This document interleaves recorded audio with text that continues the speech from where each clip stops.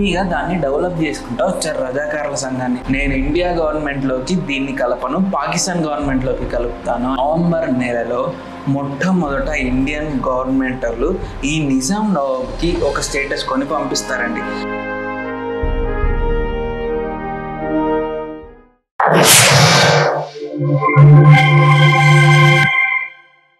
ఏం దేవుడు అంతా బాగున్నారా? నేను మీ Nagesh Vihari. Welcome back to our channel. ఇప్పటిదాకా మీరు ఈ నిజాం నవాబులకి సంబంధించిన వీడియోస్ అన్నీ చూసి నన్ను ఎంతగానో ఆదరించారు.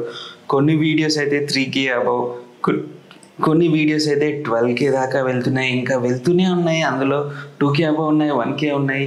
సో నాకు అంటే నేను చేసిన వీడియోస్లో ఈ ఏదైతే శ్రీకృష్ణదేవరాయలు హంపి ఏరియా ఉందో ఆ తర్వాత మంచి ఆదరణ వచ్చినది ఈ వీడియోస్కేనండి. అయితే ఇక్కడ కొన్ని ఘట్టాలు నేను చెప్పలేదన్నమాట, మర్చిపోలేదు, కానీ నేను చెప్పలేదు. ఆ వీడియోస్లో చెప్పడం బదులు సపరేట్గా చెప్పడం బెటర్ అని నేను ఏం చేశానంటే ఇప్పుడు ఈ వీడియోలో చెప్పబోతున్నా. దానికంటే ముందు మీరు ఏం చేస్తారంటే కాచిగూడ రైల్వే స్టేషన్ని కూడా ఈ నిజాం నవాబులే కట్టించారు.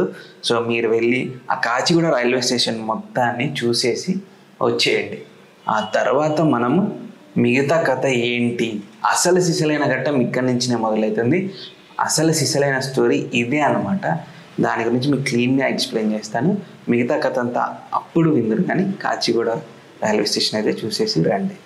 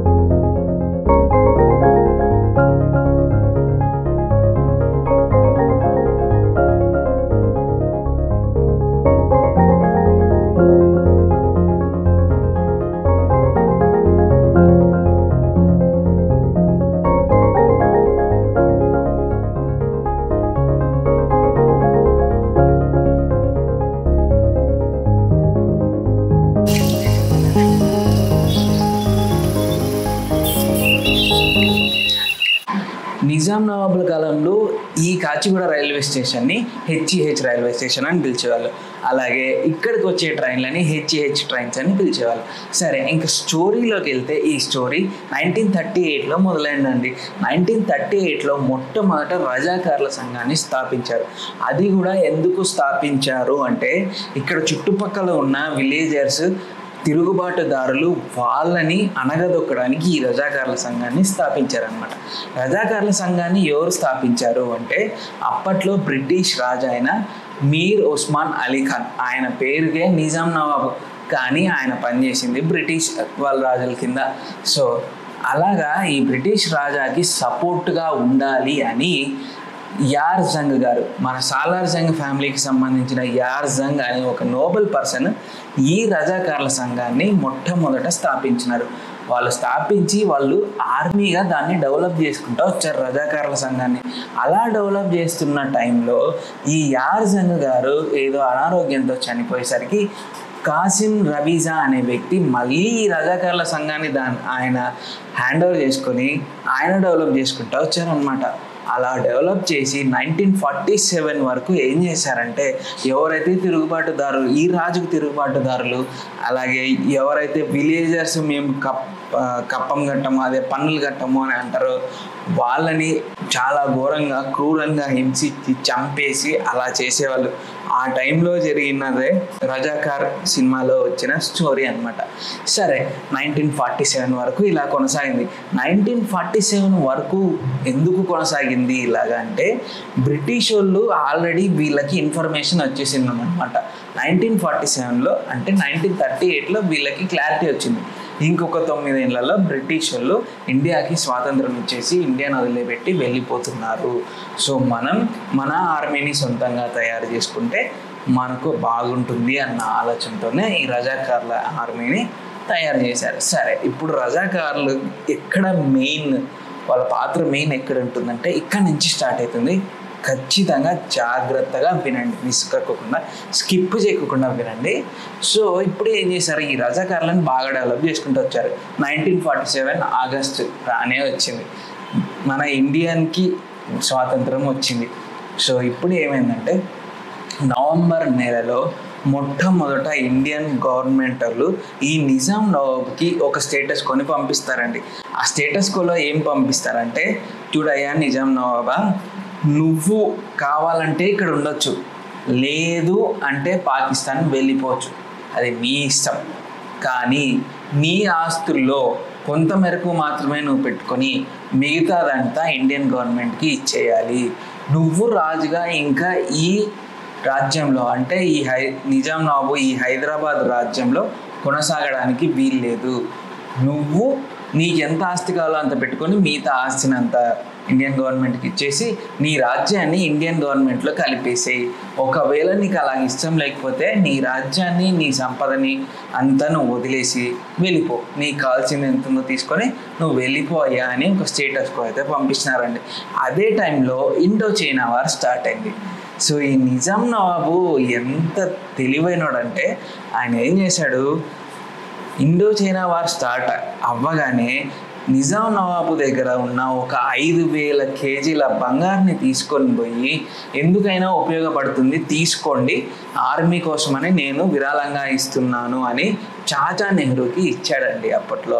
సో అందుకు చాచా నెహ్రూ గారు ఏం చేశారంటే, ఇంకా ఇతన్ని ఎక్కువ ఫోర్స్ చేయకూడదు, కొద్ది రోజులు అలాగ పక్కన పెడదాం అన్న ఆలోచనతో అతన్ని కొద్ది రోజులు అలాగ పక్కన పెట్టేసి ఆ ఇండో చైనా వార్లో గెలిచిన తర్వాత ఇంకా వీళ్ళు మళ్ళీ ఇంకో స్టేటస్ కో పంపించారు ఇండియన్ గవర్నమెంట్ పంపించిన స్టేటస్ కో ఈసారి ఏంటంటే, బాబు నీకు ఇప్పటికే చాలా ఎక్కువ టైం ఇచ్చినాము, ఇంకా నేను మీకు టైం ఇవ్వలేము, నువ్వు ఏదైతే రజాకార్ల సంఘాన్ని మొదలు పెట్టుకున్నావో దాన్ని డిజాల్వ్ చేసేసి నువ్వు నీ రాజ్యాన్ని మాకు ఇచ్చేసి నువ్వు ఉండదలుచుకుంటే ఇండియాలో ఉండు, లేదంటే పాకిస్తాన్ వెళ్ళిపో అని ఇంకో స్టేటస్ కో పంపించినారండి.